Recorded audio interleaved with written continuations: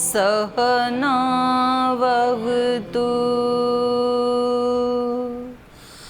सहनौ भुनक्तु सह वीर्यं करवावहै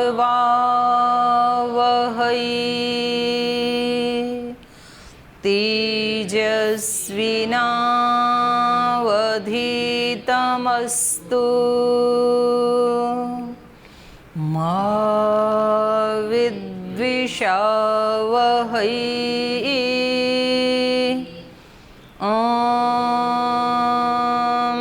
अग्ने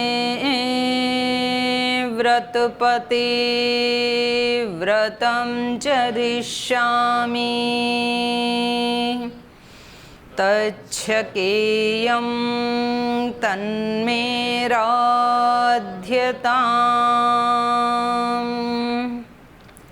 इदमहमनृतात् सत्यमुपैमि ॐ शान्ति शान्ति शान्ति।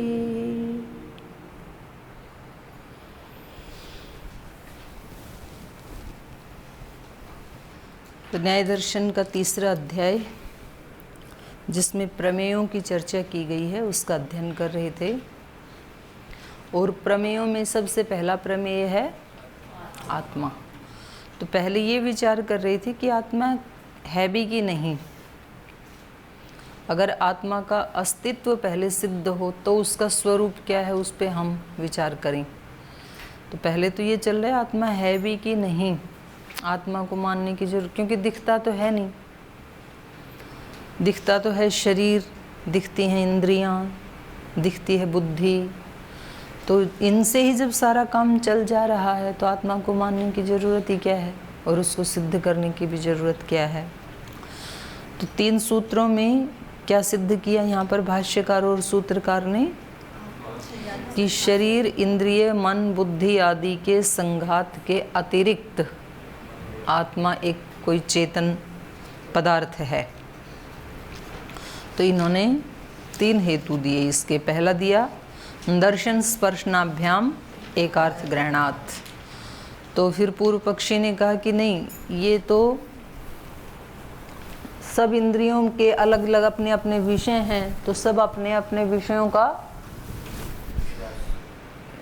वो अनुभव कर लेंगे। आँख रूप का कर लेगी, कान शब्द का अनुभव कर लेंगे, तो आत्मा को मानने की कोई ज़रूरत नहीं है।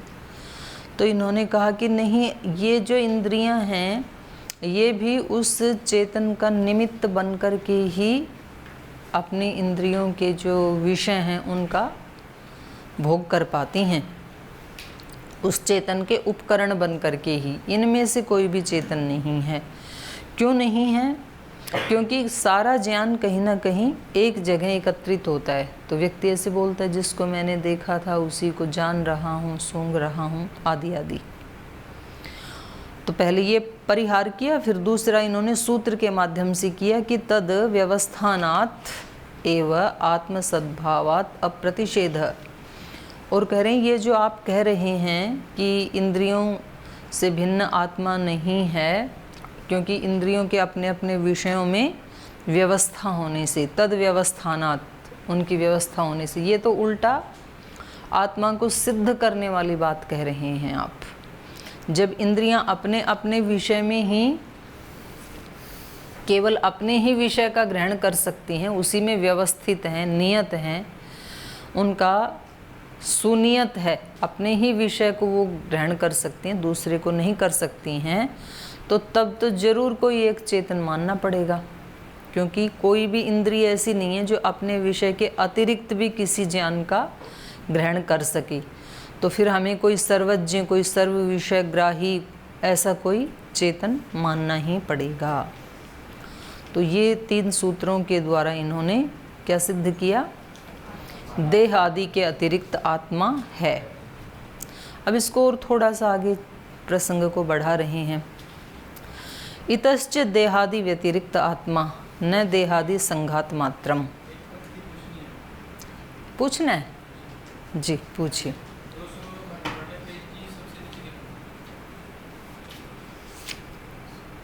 18 98। अच्छा जी जी।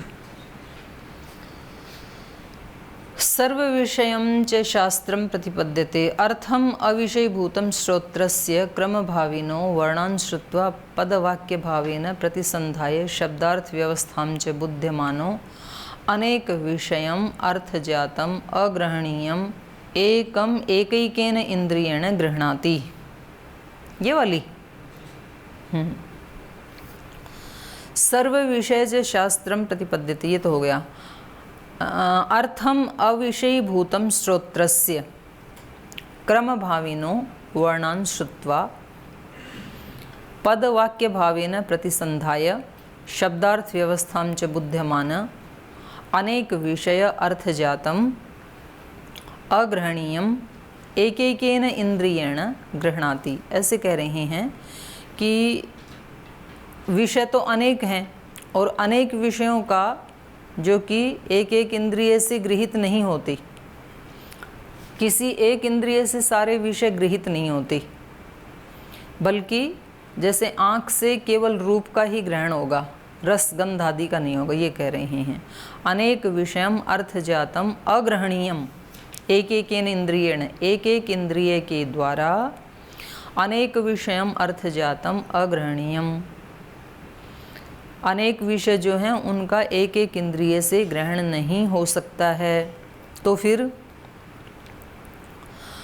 सभी विषयों का प्रतिपादन करने वाला जो शास्त्र है, तो इसका ग्रहण कैसे हो पाएगा?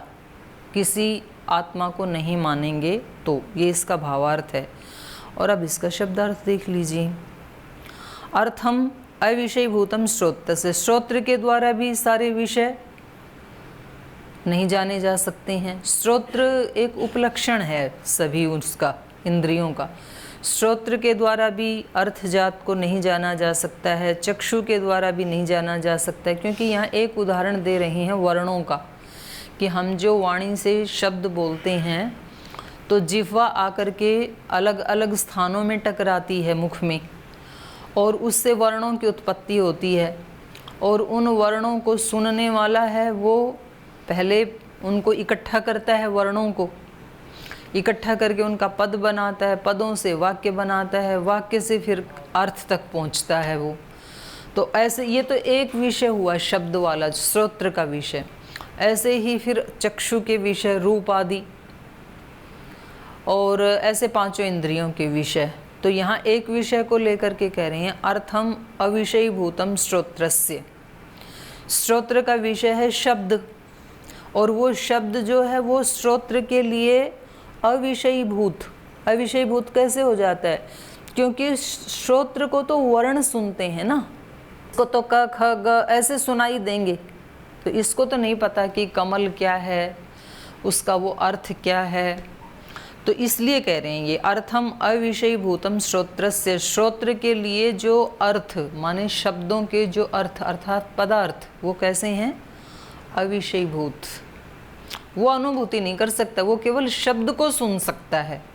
तो अगर हम श्रोत्र के अतिरिक्त कोई आत्मा को नहीं मानेंगे तो श्रोत्र क्या सुन सकता है? केवल वर्ण। वर्ण सुन सकता है, वर्णों के पद भी नहीं बना पाएगा बिना आत्मा के श्रोत्र, और वाक्य भी नहीं बना पाएगा, और उनके अर्थ तक भी नहीं पहुंच पाएगा। तो जो शब्दों के अर्थ हैं, पदार्थ हैं, वो श्रोत्र के लिए क्या हैं? अविषयीभूत। वो पदार्थ श्रोत्र का विषय नहीं है, श्रोत्र के विषय तो केवल वर्ण हैं। तो इसलिए कहा अर्थम अविषयीभूतम श्रोत्रस्य। देखो जो पदार्थ हैं वो श्रोत्र के लिए क्या हैं? अविषयीभूत। लेकिन अविषयीभूत होते हुए भी क्या होता है? क्रमभाविनो वर्णान् श्रुत्वा, ये जो श्रोत्र है ये क्रम से होने वाले शब्दों को पहले सुनता है, और पदवाक्य भावेन प्रतिसंधाय, और उनको सुन करके कोई शक्ति है जो उनको पद और वाक्य के भाव से जोड़ करके शब्दार्थ व्यवस्थां च बुध्यमान है, शब्द और अर्थ की अवस्था को, व्यवस्था को जानते हुए, समझते हुए कि भाई ये शब्द था और इसके लिए ये अर्थ है, तो वक्ता के द्वारा ये कहा जा रहा है, शब्दार्थ व्यवस्थाम च बुद्धिमान अनेक विषय अर्थ जातम। तो इस प्रकार से अनेक विषय सृष्टि में जो हैं, कोई शब्द, ये शब्द विषय हैं, कुछ स्पर्श हैं, गंध हैं, रूप हैं, रस हैं, इस प्रकार पांचों इंद्रियों के जो अनेक विषय हैं, अनेक विषय अर्थ जातम। और वो कैसे हैं? एक एक इंद्रियेण अग्रहणीयम, एक एक इंद्रिय से वो ग्रहणीय नहीं है, ग्रहण करने योग्य नहीं है। तो इसलिए उनको जो ग्रहण करता है, ऐसे अनेक विषय जो एक एक इंद्रिय से अग्रहणीय हैं, उनको ग्रहणाति, उनको जो ग्रहण करता है, तो उसको हम आत्मा मानते हैं। अगर आत्मा नहीं मानेंगे तो कोई भी इंद्रिय इस सारे अर्थ मात्र को, विषय मात्र को जानने में सक्षम नहीं है। और उदाहरण दिया एक श्रोत्र इंद्रिय का। ठीक है भाई, समझ में आ गए? तो आगे चलिए।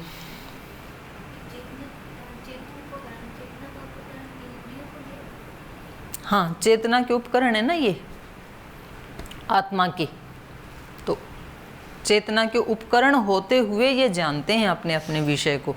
स्वयं चेतन नहीं है ये, स्वयं तो जड़ है इंद्रियां। वैसे भी न्याय दर्शन में तो स्पष्ट ही कहा ना, इंद्रियाणी भौतिकानी, तो भूतों से बनी है, तो स्पष्ट भूत तो क्या है? जड़ ही। तो न्याय दर्शन इंद्रियों को क्या मानता है? भौतिक, जड़। और सांख्य दर्शन क्या मानता है? अहंकारिकत्व श्रुते न भौतिकानी, बिल्कुल स्पष्ट कहा। इंद्रियां कैसी हैं? अहंकार से बनी हैं वहाँ। तो चार्ट याद है ना, अहंकार से एकादश इंद्रियां जो बनी हैं। तो फिर दोनों में विरोध हो गया। न्याय दर्शन स्पष्ट कह रहा है कि भौतिक हैं इंद्रियां, इंद्रियाणी भौतिकानी। वो स्पष्ट कह रहा है न भौतिकानी। तो दोनों में विरोध हो गया। तो क्या आप समाधान करेंगे? माइक, जो भी बोले माइक लेके बोले। माइक दे दो पीछे, माइक पीछे दे दो। न्याय दर्शन इंद्रियों का स्थूल दृष्टि से वर्णन करता है, जो गोलक आदि की दृष्टि से। और सांख्य दर्शन इंद्रियों का जो सूक्ष्म जी कारणभूत तत्व है, उसकी दृष्टि से चर्चा करता है। न्याय दर्शन केवल स्थूल गोलक के बारे में कहता है, क्योंकि न्याय दर्शन का जो प्रतिपाद्य विषय है वो क्या है? परमाणु से आगे जो सृष्टि हुई। और सांख्य दर्शन जो वर्णन करता है वो सूक्ष्म शरीर का करता है, जो आत्मा के साथ एक जन्म से दूसरे जन्म में जाता है। तो वो इन गोलक के अंदर जो देखने वाली शक्ति है सूक्ष्म, उसकी चर्चा करता है।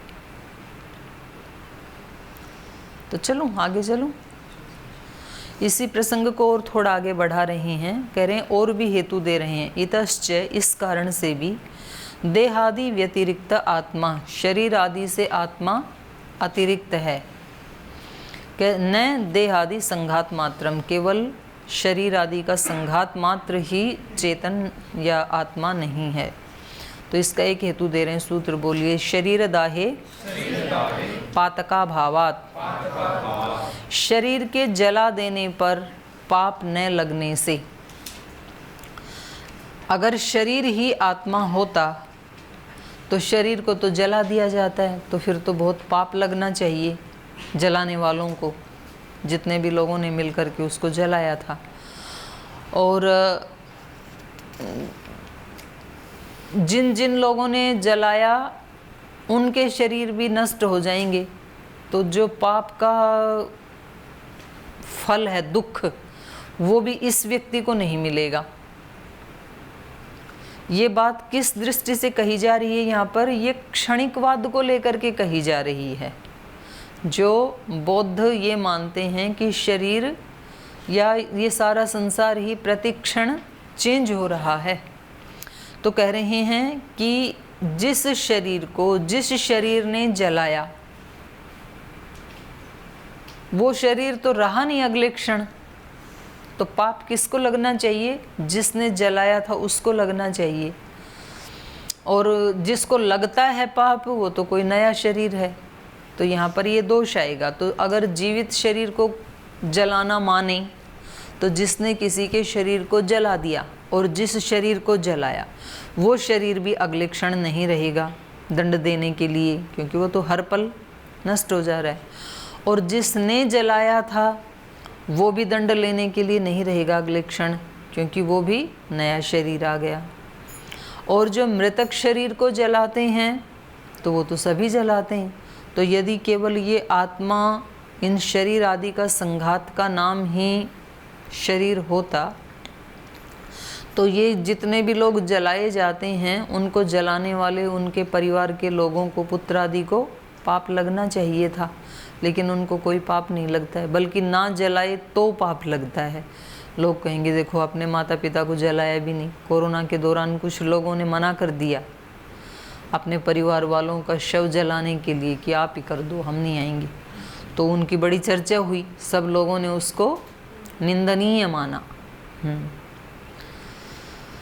तो ये हेतु दे रहे हैं, शरीर ग्रहणेन, शरीर के ग्रहण से, शरीर इंद्रिय बुद्धि वेदना संघात प्राणीभूतो गृह्यते। कह रहे हैं शरीर के ग्रहण से शरीर इंद्रिय बुद्धि संवेदनाओं का संघात प्राणीभूतो गृह्यते, प्राणी मात्र में ग्रहण किया जाता है। लेकिन प्राणीभूतम शरीरम दहत, सभी प्राणियों के शरीर को दहत जलाते हुए प्राणी हिंसा कृत पापम पातकम इति उच्यते। प्राणी की हिंसा जनक पाप अर्थात पातक ये कहा जाता है। अगर कोई किसी के शरीर को जलाए तो यही कहेंगे ना भाई इसने तो प्राणी की हिंसा कर दी, शरीर को जला दिया। ये बात किसकी कही जा रही है? जिंदा शरीर की कही जा रही है। किसी ने डाल देते हैं ना, तेल आदि डाल के माचिस लगा देते हैं, जला देते हैं। नहीं, यहाँ जलाए जाने की बात हो रही है, स्वयं की बात नहीं हो रही है। प्राणीभूतम शरीरम दहत, प्राणी मात्र शरीर को जलाते हुए प्राणी हिंसाकृत पापम पातकम इति उच्यते। प्राणी की हिंसाकृत पाप अर्थात पातक कहा जाता है। तस्य अभाव, और उसका अभाव अर्थात उसका अभाव माने पात का अभाव, पाप का अभाव। तत्फलेन, उसका जो फल है उस पाप का फल क्या होता है? पुण्य का फल क्या होता है? सुख। और पाप का फल क्या होता है? दुख। तत्फलेन कर्तुः असंबंधात अकर्तुश्च संबंधात, तो उसका जो फल आएगा सुख दुख, तो कह रहे हैं उसका कर्तुः असंबंधात, कर्ता के साथ तो असंबंध होने लगेगा। क्यों? जिसने किया था वो तो अगले क्षण बदल गया ना। और अकर्तुः संबंधात, जिसने किया नहीं उसको फल मिलने लगेगा। किसी ने शरीर जलाया तो जिसने जलाया था वो तो अगले क्षण बदल गया, क्षणिकवाद चल रहा है। ये बात बराबर दिमाग में बनी रही आपको। तो जिसने जलाया था उसका तो उस फल के साथ संबंध जुड़ेगा नहीं, क्योंकि उसने तो जलाया और वो ख़त्म हो गया। और जो आगे आने वाला शरीर है जिसको फल मिलेगा उसने तो वो पाप किया ही नहीं। तो ये तो अन्याय हो गया ना। जिसने कोई पाप किया नहीं उसको फल मिल जाए और जिसने पाप किया था उसको फल ना मिले, तो इसी का नाम तो अन्याय होता है। शरीर इंद्रिय बुद्धि वेदना प्रबंधे खलु अन्य संघातः उत्पद्यते अन्यो निरुध्यते। अगर शरीर आदि को ही मानेंगे, शरीर आदि के अतिरिक्त आत्मा का अस्तित्व नहीं मानेंगे तो शरीर इंद्रिय बुद्धि वेदना प्रबंधे, प्रबंधे माने प्रवाहे, शरीर इंद्रिय बुद्धि और संवेदना आदि का जो प्रवाह है ये प्रवाह खलु अन्य संघात उत्पद्यते। ये तो प्रवाह से प्रतिक्षण बदल रहा है, तो ये प्रवाह से प्रतिक्षण बदलने के कारण अन्यत्वं बाधते देहादि संघातस्य अन्यत्व अधिष्ठानत्वात्। क्योंकि शरीर का संघात जो है वो नानात्व का आश्रय है। नानात्व का आश्रय मतलब कई चीज़ों से मिलकर के ये अस्तित्व बना ना, उसमें शरीर है, बुद्धि है, इंद्रियां हैं। तो इसलिए कहा देहादि संघातस्य, देहादि के संघात का अन्यत्व अधिष्ठानात्, बहुत सारे पदार्थों का आश्रय होने से, माने कई चीज़ें मिलकर के इस सारे अधिष्ठान का आश्रय बनती हैं। तो शरीर का संघात का मतलब क्या है? नाना पदार्थों का आश्रय और उन सब का एक ग्रुप। तो इसमें क्या होने लगेगा? अच्छा, मैं अगली पंक्ति में चलेगी क्या? शरीर इंद्रिय बुद्धि वेदना प्रबंधे खलु अन्य संघात उत्पद्यते अन्य निरुध्यते। शरीर इंद्रिय बुद्धि और संवेदनाओं आदि का जो प्रवाह है उसमें अन्य संघात उत्पद्यते, एक संघात उत्पन्न होता रहता है, अन्यो निरुध्यते, पहले वाला नष्ट होता रहता है। जैसे गंगा का प्रवाह है तो गंगा में क्या होता रहता है? पुराना पानी आगे बहता रहता है, नया आता रहता है, तभी तो प्रवाह बना रहता है। तो जो क्षणिकवादी हैं उनके मत में ये शरीरों का प्रवाह गंगा के प्रवाह की तरह बना हुआ है। हर पल एक शरीर नष्ट हो रहा है। क्षणिक का मतलब क्षण भर रहता है शरीर, कोई भी शरीर, कोई भी मूर्त चीज दिख रही है तो उनका मत क्या है? हर क्षण वो नष्ट हो रही है और अपने जैसे को उत्पन्न कर रही है, तभी तो प्रवाह बना रहेगा। नदी का प्रवाह तभी तो बना हुआ है, दीपक का प्रवाह तभी तो बना हुआ है। एक ज्योति नष्ट हो रही है, वो अपने जैसी दूसरी को उत्पन्न कर रही है। तो वही बात कह रहे हैं ये। शरीर इंद्रिय बुद्धि वेदना प्रबंधे, शरीर इंद्रिय बुद्धि संवेदनाओं आदि के प्रवाह में, माने क्षणिकवादी के मत में, अन्य संघात उत्पद्यते अन्यो निरुध्यते, निश्चित रूप से एक संघात उत्पन्न होता रहता है नया वाला, और अन्यो निरुद्धते, पहले वाला निरुद्ध होता रहता है। उत्पाद निरोध संतति भूत प्रबंध, तो इस प्रकार उत्पत्ति और निरोध संतति भूत, उसका ये प्रवाह, प्रबंधो, उसी को ही प्रवाह कहा जाता है। न अन्यत्वं बाधते देहादि संघातस्य, देहादि संघातस्य अन्यत्व अधिष्ठानत्वात्। तो ये जो प्रबंध है, ये जो प्रवाह है, ये न अन्यत्वं बाधते, ये अन्यत्व को बाधित नहीं करता है। अन्यत्व को बाधित नहीं करता है माने एक शरीर में स्थित जो आत्मा है उसको ये बाधित नहीं करता है। खलु अन्य संघात उत्पद्यते अन्यो निरुध्यते, उत्पाद निरोध संतति भूत प्रबंधो न अन्यत्वं बाधते देहादि संघातस्य अन्यत्व अधिष्ठानत्वात्। क्योंकि ये जो देह आदि का संघात है ये किसी अन्य का आश्रय होने से, किसका आश्रय है? ये आत्मा का आश्रय है। ये आत्मा रहता है ना इसमें। शरीर आदि का जो संघात है वो किसका आश्रय है? आत्मा का। तो देहादि संघातस्य अन्यत्व अधिष्ठानत्वात् अन्यता अधिष्ठानो ही असौ प्रख्यायत इति। तो इसलिए इस शरीर को क्या कहा जाता है? अन्यता अधिष्ठान। अन्यता अधिष्ठान माने किसी दूसरे का अधिष्ठान। अन्यता अधिष्ठानो ही असौ प्रख्यायत इति। इस शरीर को किसी अन्य का आश्रय या अधिष्ठान कहा जाता है। और ये नानात्व शरीर में दिखता भी है, बाल अवस्था आदि के माध्यम से दिखता है ना। इस शरीर की अवस्थाएं माने क्षणिकवादी तो ज़्यादा ही अति करके बोलते हैं कि ये हर क्षण नष्ट हो रहा है। ये हम भी मानते हैं कि ये शरीर में हर क्षण चेंज हो रहा है, लेकिन बस अंतर इतना है कि हम ऐसा मानते हैं कि उसका प्रोसेस बहुत स्लो है, दिखाई नहीं देता है। मानते तो हैं ही, और मानते क्या है? प्रत्यक्ष दिखता है। हम सबका शरीर कभी बाल अवस्था में था कि नहीं था? बाल अवस्था से किशोर अवस्था में आते हुए देखा कि नहीं शरीरों को? अपने वाले को नहीं देखा तो छोटे बच्चों का तो देखते हैं ना आप। जो बच्चे आपके पास 5 साल पहले आए थे आचार्य कुलम में या गुरुकुलम में, तो उनको बड़े होते देखा कि नहीं देखा? तो चेंज तो हो रहा है, दिख ही रहा है, हम भी मानते ही हैं। तो बाल अवस्था भी आती है, किशोर आती है, युवावस्था आती है, प्रौढ़ अवस्था आती है, वृद्धावस्था आती है। तो शरीरों में नानात्व तो है ही। तो नानात्व का ये आश्रय अधिष्ठान अन्यता अधिष्ठानो ही असौ प्रख्यायत इति। तो कह रहे हैं ये तो दिखता ही है कि ये अन्यता का अधिष्ठान है। अन्यता का माने बदलती रहती हैं, एक ही नहीं है। ये अधिष्ठान कैसा है, बिल्कुल एक जैसा रहता है, ऐसा नहीं है। तो हमारे मत में भी ऐसा नहीं है, पर उसके मत में तो दोष आ जाएगा। वो तो कहता है कि हर क्षण नया आ जाता है, लेकिन ऐसा मानने से भी आत्मा के अस्तित्व को तो वो भी अस्वीकार नहीं कर सकता है, क्योंकि ये जो परिवर्तन आ रहा है, प्रति क्षण जो नष्ट हो रहा है, तो इसमें भी कोई एक तो साक्षी है ना कि मैं पहले बचपन में ऐसे था, युवावस्था में ऐसे हो गया, अभी ऐसे हो गया, तो कोई तो साक्षी है ना उसमें भी।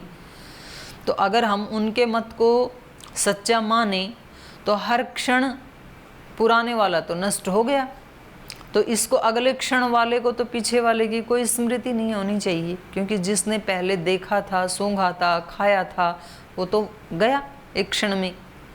तो एक ही दिन में आपने एक क्षण पहले जो कर्म किए थे वो भी आपको स्मरण नहीं होने चाहिए, क्योंकि जिसने किया था वो तो गया, और जो नया आया है उसका उसके साथ कोई संबंध नहीं है। संबंध तो तब बने जब आत्मा को माने, लेकिन कार्य व्यवहार तो बौद्ध भी कैसे करते हैं, मैं सुबह उठा, मैंने स्नान किया, मैंने खाना खाया, ऐसा तो वो भी प्रयोग करते हैं ना। जीवन तो ऐसे ही चलता है, तो उसमें उनको क्या करना पड़ेगा, आत्मा को तो स्वीकार करना ही पड़ेगा। तो भाष्यकार ने इस दृष्टि से भी उस समय इन आर्ष शास्त्रों को बनाने की आवश्यकता जरूर हो गई थी, क्योंकि वो क्षणिकवाद का बहुत ज़्यादा प्रचार प्रसार चल रहा था उस समय। सब कुछ क्षणिक है, क्षणिक तो है, लेकिन वो इतना क्षणिक नहीं है कि हर क्षण कुछ नया हो रहा है और पीछे वाले से कोई लिंक नहीं है। और वो आत्मा को मानते नहीं थे, वो कहते कोई आत्मा नहीं है, बस ये शरीर और यह प्रतिक्षण चेंज हो रहा है। तो ये प्रतिक्षण चेंज हो रहा है, ये कहने वाला भी तो चेंज हो रहा है, तो ये दोष था उसमें। चलिए, अन्यथा अधिष्ठानो ही असौ प्रख्यायते इति। तो कह रहे हैं ये नानात्व जो है ये तो प्रत्यक्ष प्रख्यायते दिखता ही है। एवं च सती, तो ऐसा होने पर यो देहादि संघात प्राणभूतो हिंसाम करोति, जो देह आदि का जो संघात है, ऐसे प्राणी की जो हिंसा करता है, क्योंकि हमने सब कुछ क्या मान लिया, देह आदि के संघात को ही सब कुछ मान लिया, आत्मा कुछ भी नहीं है। ऐसा यदि हम मानते हैं तो प्राणी भूतो हिंसाम करोति, जो प्राणी की हिंसा करता है, न असौ हिंसा फलेन संबध्यते, तो फिर इस हिंसा करने वाले को तो इस फल से संबद्ध नहीं होना चाहिए। क्यों नहीं होना चाहिए, हिंसा करने वाला तो नष्ट हो गया हिंसा करते ही उसी क्षण, तो उसको कहाँ फल मिलेगा, क्योंकि फल मिलने में तो थोड़ा टाइम लगेगा ना, अगले क्षण ही मिले भले ही, तब तक तो वो है ही नहीं। तो लोक में सब क्या हो जाएगा, अव्यवस्था, क्योंकि जिसने हिंसा की उसको तो फल मिलेगा नहीं। पुलिस पकड़ के ले जाएगी तो किसको पकड़ेगी, नए वाले को पकड़ेगी। एवं च सति यो देहादि संघात प्राणीभूतो हिंसाम करोति नासौ हिंसा फलेन संबध्यते, वो हिंसा के फल से संबद्ध नहीं होगा। यश्च संबध्यते, और जिसको हिंसा का फल मिलेगा, जिसको पुलिस पकड़ेगी, न तेन हिंसा कृता, उसने तो हिंसा की ही नहीं, वो तो अभी अभी नया आया है, फ्रेश। तो इसको क्या बोलते हैं, तदेवं सत्वभेदे कृतहानम अकृताभ्यागमा, ये न्याय है। तदेवं सत्व भेदे, तो इस प्रकार से प्राणियों का भेद होने पर, सत्व मतलब प्राणी, जिस प्राणी ने जिस प्राणी की हिंसा की थी वो तो चला गया, उसको तो कोई भी फल मिला नहीं, जिसको फल मिल रहा है ये दूसरा सत्व है। तो कह रहे हैं तदेवं सत्व भेदे, तो इस प्रकार से सत्व का भेद होने पर, इस प्रकार से क्षणिकवाद को यदि स्वीकार करेंगे तो दोष ये आएगा, कृत हानम, किए हुए का तो हान होने लगेगा। किसने कितना भी गलत काम क्यों ना किया हो या कितना भी अच्छा काम क्यों ना किया हो, तो उसका अगले ही क्षण सब नष्ट हो जाएगा।